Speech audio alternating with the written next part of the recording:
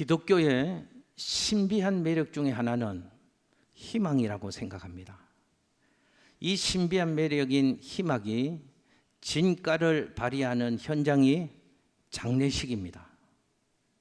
장례식장에 가면 모든 사람은 더 이상의 희망을 가질 수 없어서 슬퍼하고 절망합니다. 그러나 예수 믿는 사람들은 슬픔 중에도 찬송하고 하나님을 예배합니다.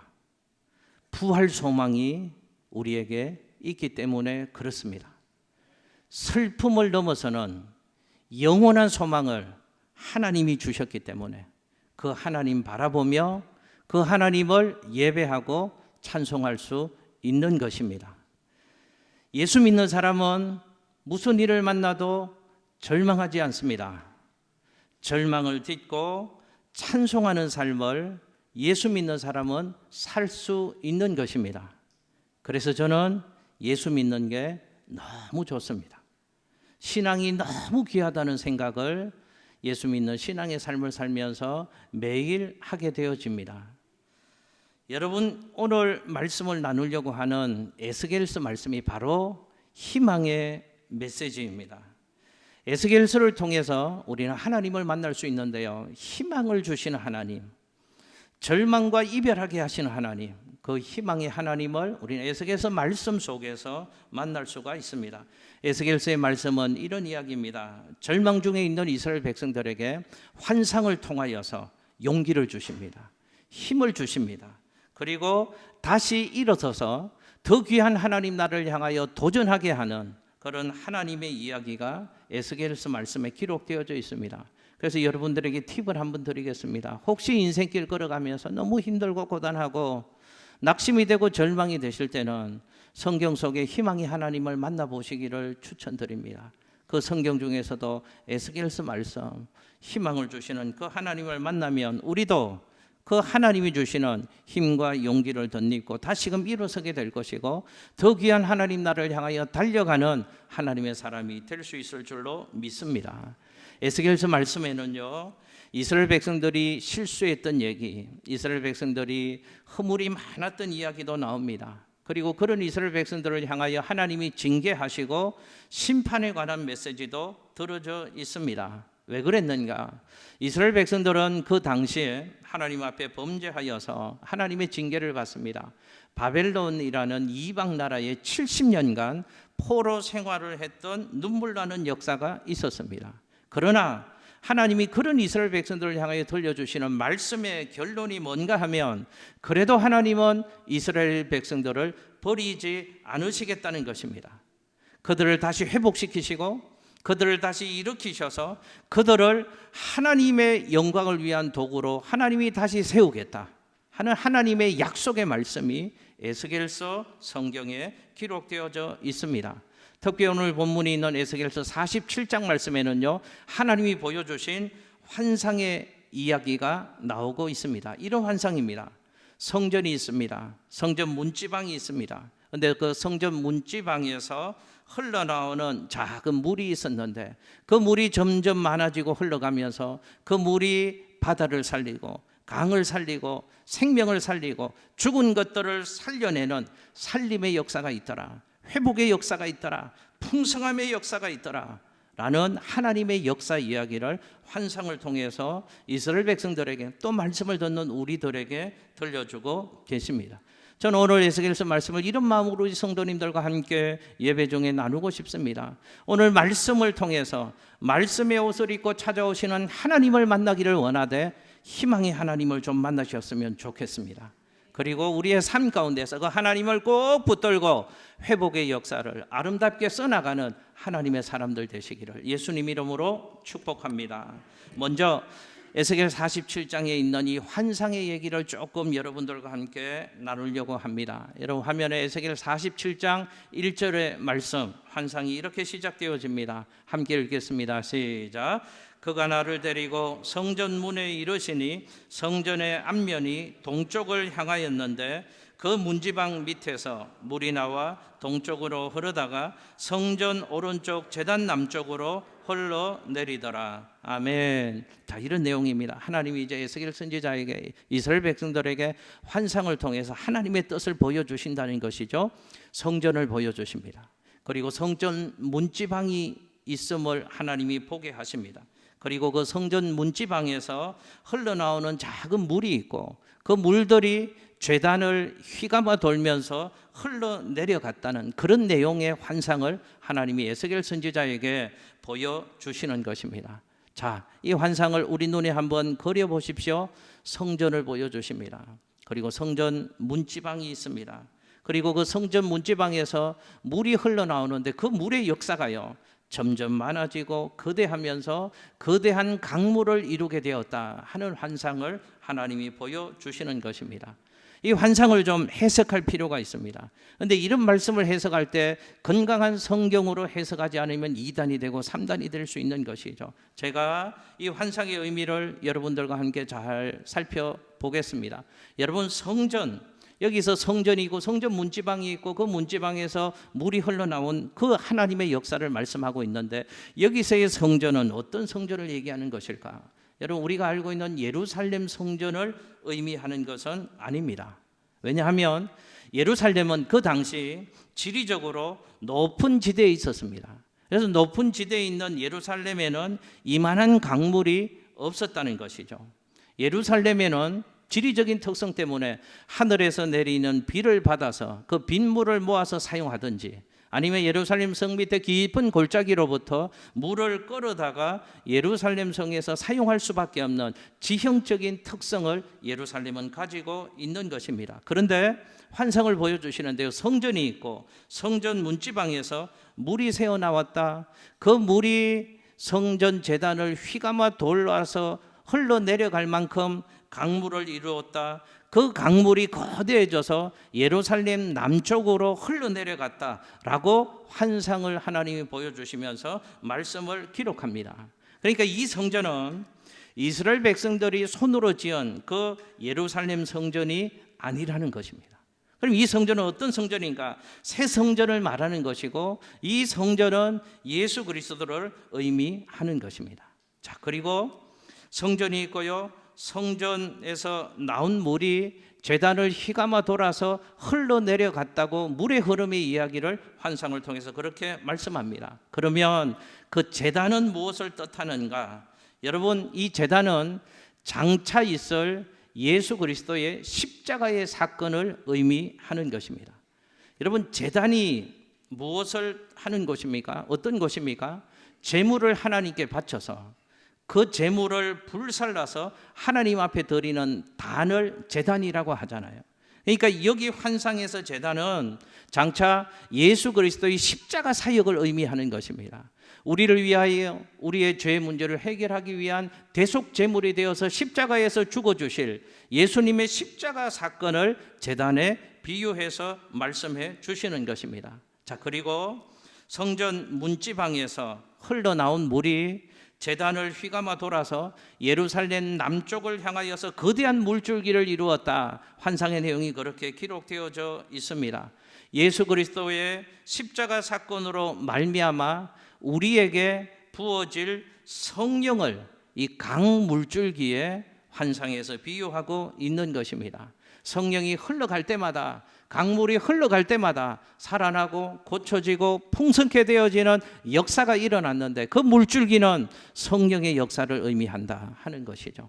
여러분, 화면에 요한복음 14장 16절 말씀, 지난 주일에 나누었던 말씀입니다. 같이 한번 읽겠습니다. 시작.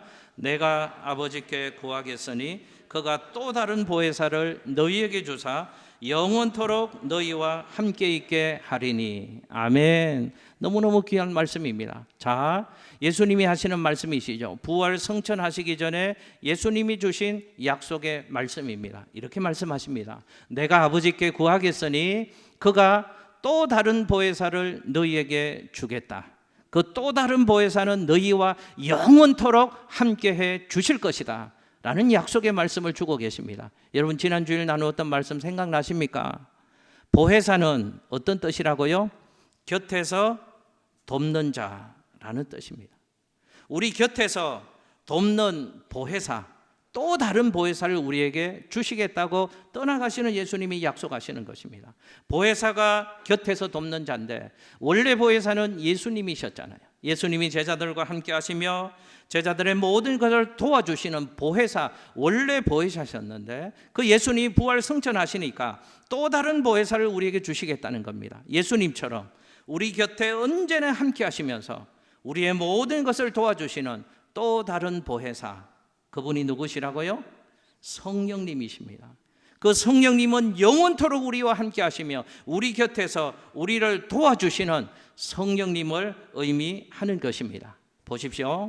환상을 통해서 강물이 흘러내려감으로 하나님의 일들, 생명 살림의 일들, 번성케 되어지는 일들, 회복되어지는 일들, 부유해지는 하나님의 역사가 강물이 흘러가는 현장마다 일어난 것을 환상을 통해서 보여주시면서 성령께서 우리에게 행하실 일들을 이렇게 환상을 통해서 보여주시는 말씀입니다. 보십시오. 에스겔 47장에서 이 강물이 성령을 의미하는 것입니다. 그런데 강물이 흘러내려가면서 일어났던 생명의 역사는 성령으로 말미암아 우리에게 일어날 하나님의 역사를 이 환상을 통해서 보여주시는 것입니다. 성령이 우리에게 역사하면 어떤 일들이 일어나는가 환상을 통해서 만날 수 있습니다. 두둥 기대하는 마음으로 성령이 역사하면 우리의 삶에 어떤 일들이 일어나는가 한번 살펴보시겠습니다. 첫 번째로 한번 저 따라서 해보실까요? 풍성하게 하시는 성령님. 할렐루야. 화면에 에스겔서 47장 6절 말씀, 성령이 역사하면 이런 성령의 역사가 우리의 삶에 일어난답니다. 함께 읽습니다. 시작. 그가 내게 이르시되 인자야 네가 이것을 보았느냐 하시고 나를 인도하여 강가로 돌아가게 하시기로. 아멘. 자, 하나님이 에스겔에게 말씀하십니다. 인자야 네가 이것을 보았느냐, 뭘 보았냐고 물으시는가 하면 에스겔 47장 1절에서 5절의 역사를, 이 되어진 환상의 일들을 6절에서 네가 이 모든 것을 보았느냐라고 말씀하십니다. 그 환상의 내용이 뭔가 설명을 제가 좀 해드릴게요. 성전이 있었습니다. 성전 문지방이 있었습니다. 성전 문지방에서 물이 스며져 나옵니다. 그 물이 점점 많아집니다. 사람의 발목까지 차오릅니다. 그리고 그 물이 점점 더 불어나고 더 많아집니다. 사람의 무릎에 이를 정도가 되었습니다. 그 물이 점점 더 많아지고 그 물이 불어나면서 마침내 사람의 허리에 이를 정도가 되었습니다. 그 물이 또 점점 더 많아지고 더 풍성해지면서 나중에는 사람의 힘으로는 헤엄쳐 건너기에도 힘든 거대한 강물을 이룰 정도로 물이 불어나게 되었습니다. 그 환상을 하나님이 보여주셨거든요. 그리고 하나님이 말씀하시는 겁니다. 인자야 네가 이것을 보았느냐, 물이 불어나고 많아지는 이 역사를 네가 보았느냐 확인하십니다. 그리고 이런 환상을 또 보여주십니다. 에스겔 47장 9절의 말씀입니다. 함께 읽을게요. 시작. 이 강물이 이르는 곳마다 번성하는 모든 생물이 살고 또 고기가 심히 많으리니 이 물이 흘러 들어가므로 바닷물이 되살아나겠고 이 강이 이르는 각처의 모든 것이 살 것이며. 아멘. 할렐루야.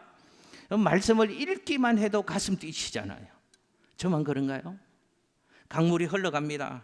강물이 흘러가니까 어떤 역사가 일어나는가 하면 생명의 역사가 물이 닿는 곳마다 일어난답니다. 살아나는 역사, 되살아나는 역사, 많아지는 역사, 심히 많아지는 역사. 아멘도 안 하시네요. 물이 흘러가니까요, 회복되어지고 살아나고 되살아나고 많아지고 풍성케 되어지는 하나님의 역사가 일어나게 되었다는 것을 성경이 우리에게 말씀합니다. 무슨 역사입니까? 물이 흘러가면서 일어나는 이 변화의 역사, 성령으로 말미암는 역사를 우리에게 지금 보여주시는 것입니다. 보십시오. 처음에는 시작은 작은 것 같습니다. 저게 뭘 이루겠나 미미한 것처럼 보입니다. 아무것도 아닌 것 같습니다. 가볍게 소홀하게 취급해 버릴 수 있는 것 같지만, 그러나 그런 성령의 역사가 나중에는 사람이 감당할 수 없고 사람이 헤아릴 수 없고 사람의 지혜로 청량할 수 없는 풍성함의 역사가 우리 가운데 일어난다는 것을 성령을 통해서 우리에게 보여주시는 것입니다. 여러분 기억하십시오. 우리를 향한 하나님의 뜻, 우리를 향한 하나님의 역사하심은 언제나 풍성함입니다. 하나님은 언제나 우리에게 풍성함으로 우리의 삶 가운데 역사해 주시기를 원하시는 하나님이십니다. 그 하나님이 주시는 풍성함은 인간의 지혜로 청량할 수 없는 풍성함입니다. 인간이 제한할 수도 없는 풍성함입니다. 여러분, 하나님이 우리를 향하여 풍성함의 역사를 성령을 통해서 지어 가신다면 하나님을 믿는 우리는 어떤 삶을 살아야 될까요? 풍성함을 창조하시는 성령 하나님을 확신하고 그 하나님의 도움을 구하며 그 하나님의 도움을 받으며 성령 하나님과 더불어 살아가는 성령의 사람들, 저와 여러분들 되시기를 예수님 이름으로 축복합니다. 또 한번 따라해 보실게요. 희망을 창조하시는 성령님. 자, 환상 얘기를 또 이어가 보겠습니다. 성전이 있습니다. 성전 문지방이 있습니다. 성전 문지방에서 흘러나오는 서며 나오는 이 물이 점점 더 많아져서 강줄기를 이루었답니다. 이게 이제 어디로 흘러간다고 성경이 얘기하는가 하면 아라바로 흘러갔다라고 성경이 얘기합니다. 화면에 에스겔 47장 8절 말씀인데 화면 같이 한번 읽겠습니다. 시작. 그가 내게 이르시되 이 물이 동쪽으로 향하여 흘러 아라바로 내려가서 바다에 이르리니 이 흘러내리는 물로 그 바다의 물이 되살아나리라. 아멘. 자, 이 물이 아라바로 흘러가고 그 물이 또 바다로 흘러갔다고 얘기합니다. 이 아라바라는 뜻은 광야라는 말입니다. 아라바는 어디를 얘기하는가? 실제적으로도 팔레스틴의 남과 북을 관통하는 저지대의 광야와 사막지대를 아라바라고 일컫는 지역입니다. 여러분, 그곳으로 성전에서 섬에 나온 물줄기가 흘러갔답니다. 여러분 한번 생각해 보십시오. 사막과 광야를 본 적이 있으시잖아요. 사막과 광야는 아무것도 얻을 수 없는 땅입니다. 아무것도 없는 땅입니다. 아무런 기대도 할 수 없는 절망의 현장, 그곳이 사막이고 광야라고 얘기할 수 있습니다. 그런데 그 사막으로 성전에서 흘러나오는 그 물이 광야로, 사막으로, 아라비아로 흘러갔다고 성경은 얘기합니다. 그러니까 아라바 광야에 물길이 열리게 되었다는 것입니다. 여러분 보십시오. 광야와 사막에게 물길이 열리기 시작하면 그 순간부터 상황은 변화가 됩니다. 그 땅에요, 상상도 하지 못한 생명의 역사가 그 물이 흘러 들어감으로 말미암아 광야의 사막 가운데 일어나게 되어지는 것이죠. 사막에, 광야에 물줄기가 열리면 상황은 그 순간부터 전혀 다른 상황으로 전개가 되어지는 것입니다. 여러분, 절망은 희망으로 바뀌는 땅이 될 것이고요, 척박함은 넉넉함으로 바뀌는 역사가 일어나게 될 것이고요, 배고픔은 배부름의 역사로 바뀌어지는 그런 기적의 땅으로 바뀌어지는 일들이 물줄기로 말미암아 광야의 사막 가운데 일어나게 되었다는 것입니다. 그래서 성령의 역사가 못하는 역사인가? 절망의 땅에 새로운 희망의 역사를 창조하는 하나님의 역사, 하나님의 능력이 성령의 사역이다 하는 것을 우리에게 말씀해 주시는 것입니다. 여러분, 지금 하나님은 이 환상을 통해서 지금 이스라엘 백성들의 상황이 사막과 광야에 버려진 듯한 삶을 살아가고 있거든요. 그 이스라엘 백성들에게 이 환상을 통해서 하나님이 용기를 주시는 것입니다. 희망을 주시는 것입니다. 그리고 그 절망의 상황을 딛고 다시 일어서서 하나님 영광의 도구로 살아가도록 하나님이 회복의 은혜를 베풀어 주시는 것입니다.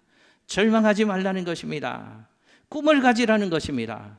도전하라는 것입니다. 너희 민족의 역사의 지금의 상황은 아무런 희망이 없는 것처럼 보이지만 그러나 성령 하나님이 기가 막힌 희망의 역사를 창조해 가실 것이다 라는 소망을 이스라엘 백성들에게 주시는 것입니다. 여러분 기억하십시오. 우리 하나님은 희망의 하나님이십니다. 절망이 있는 우리를 그냥 내버려 두시지 아니하시고요, 절망 가운데서도 희망을 창조하시는 하나님이 우리의 하나님이신 줄로 믿습니다. 그러므로 그 하나님의 뜻과 역사는 어제나 오늘이나 영원토록 변함이 없으므로 우리는 그 성령 하나님을 확신하고 그 하나님을 꼭 붙잡고 성령의 역사를 삶에서 경험하며 살아가는 저와 여러분의 삶이 되시기를 예수님 이름으로 축복합니다. 여러분 또 하나 저 따라서 해보실게요. 살리고 고치고 치유하시는 성령님, 한 번에 해볼게요. 시작. 기가 막히게 하신다. 살리고 고치고 치유하시는 분이 누구시라고요? 성령님이십니다. 여러분, 아라바로 흘러간 그 강물이 환상의 말씀을 쭉 이어지는 것을 보니까 다시 바다로 흘러간다고 얘기합니다. 여러분, 그 바다는 어떤 바다인 줄 아십니까? 사해 바다를 얘기하는 것입니다. 이스라엘의 젖줄은 요단강입니다. 서울의 젖줄은 한강이듯 이스라엘의 젖줄은 요단강입니다. 그 요단강에는요, 두 개의 호수가 붙어 있습니다. 상부에 붙어 있는 호수가 갈릴리 호수고 하부에 붙어 있는 것이 사해라는 일컬어지는 바다입니다. 여러분, 이 두 바다는 같은 호수에 붙어 있지만 전혀 다른 양상을 띱니다. 상부에 붙어 있는 갈릴리 바다는 그곳에는 고기와 생물이 산다고 합니다. 왜 그런가? 갈릴리 바다는 물이 들어오고 물의 흐름이 또 원활해져서 물이 빠져나가는 곳이 있어서 그 갈릴리 호수에는 물고기와 생명이 살 수 있다는 것이죠. 그런데 사해 바다는 갈릴리 바다로부터 물은 받아들이기는 하는데 그 물이 나갈 수가 없는 구조랍니다. 물의 흐름이 차단되어 있습니다. 그러니까 그 사해 바다는 염분의 농도가 많아지게 되어지고 생물이 살 수 없는 것입니다. 자, 물의 흐름이 없는 것, 생물이 살 수 없는 것, 죽은 바다, 그 사해에 뭐가 들어갔다고 성경은 얘기하는가 하면 성전에서 나온 강물이 들어갔답니다. 여러분, 사해 바다에, 죽은 바다에 성전에서 나온 강물, 성령이 들어가게 되어지니까요, 놀라운 생명의 역사가 일어납니다. 죽은 바다가 다시 살아나는 하나님의 역사가 그곳에 일어나게 되었다는 것이죠. 화면에 에스겔 47장 9절 말씀, 사해 바다에 물이 들어가니까 일어나는 변화를 이렇게 말씀합니다. 시작.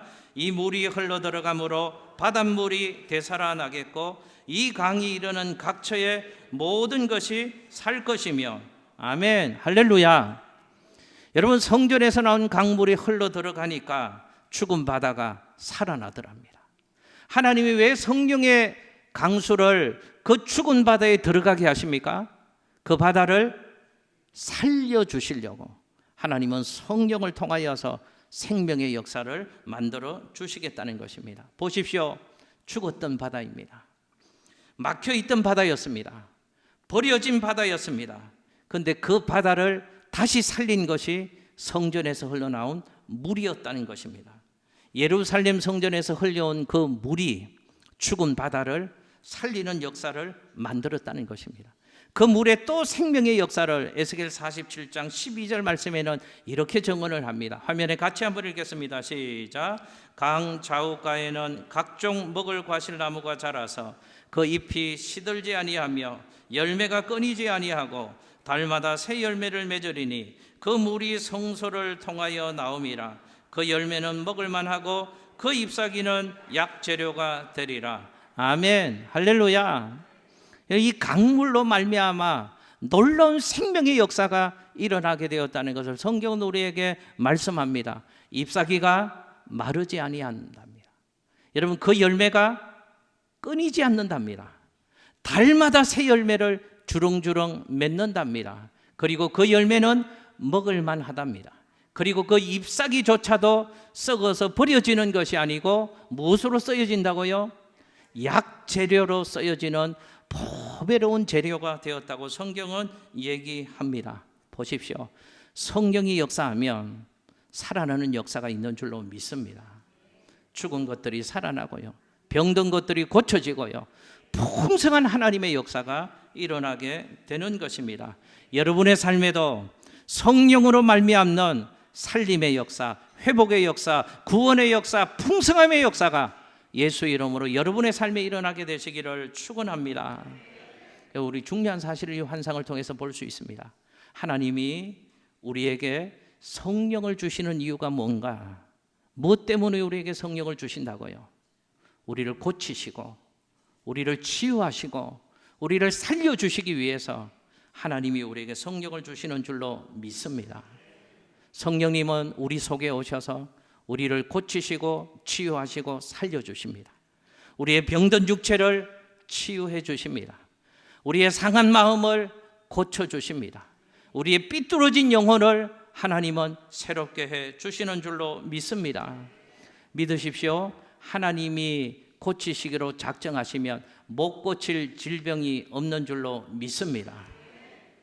각종 우울증들, 각종 위장병들, 각종 신경병들 예수 이름으로 치유되어지는 역사가 성령의 능력과 은혜 속에 우리 성도님들 가운데도 경험되시기를 예수님 이름으로 축복합니다. 여러분, 하나님이 역사하시면, 성령님이 역사하시면 해결 못할 문제가 없는 줄로 믿습니다. 죽은 바다를 고치시는 하나님의 능력이요, 우리의 삶에도 역사하면 그 성령 하나님이 못 고치실 문제가 어디 있겠습니까? 여러분 기억하십시오. 성령님은 우리를 고쳐주시고 치유하시고 살려주시는 하나님의 능력입니다.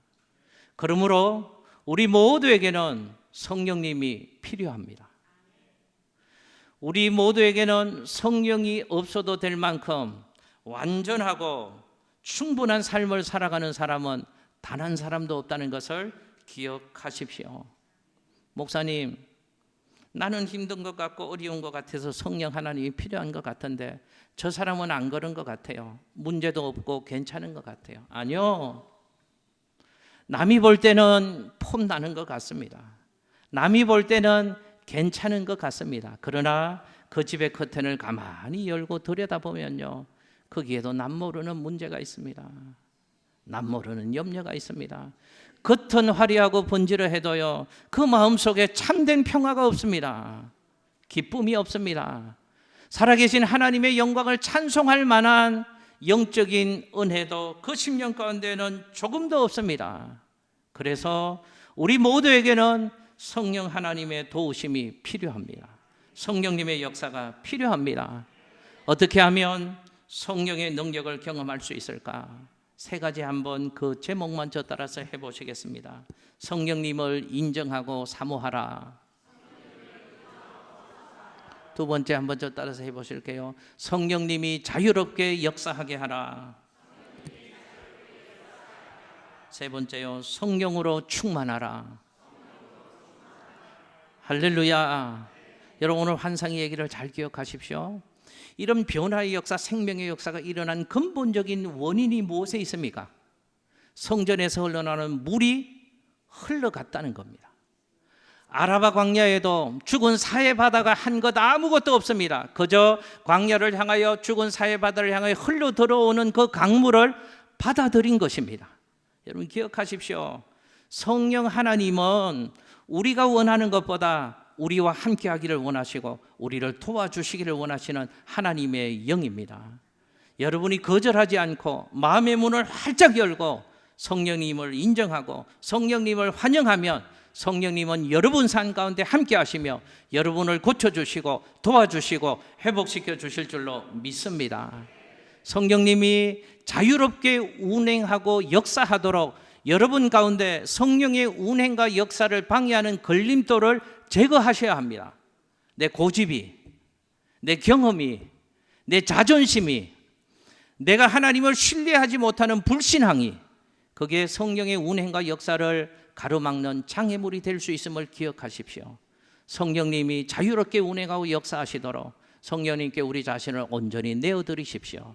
그때 성령은 우리 안에 거침없이 들어오셔서 유감없이 역사해 주실 것입니다. 성령 충만하셔야 합니다. 매일매일의 삶 가운데에서 말씀과 기도를 애쓰셔야 됩니다. 말씀으로 다스림 받고 성령의 주시는 감동과 은혜, 기도를 통하여서 경험하시고 그 성령의 감동 따라 살아가면 성령이 우리를 지배해 주실 것입니다. 우리를 인도해 주실 것입니다. 여러분, 오늘까지 해서 성령에 관한 설교를 마치려고 합니다. 여러분, 하나님이 우리에게 주신 최고의 선물은 성령님입니다. 내 안에 성령님이 계십니다. 성령님은 세상 끝날까지 우리를 도와주실 것입니다. 그 성령의 도움을 구하고 성령의 도움 받고 성령과 더불어 살아가는 성령의 사람들, 우리 성도들 되시기를 예수님 이름으로 축복합니다. 기도하겠습니다.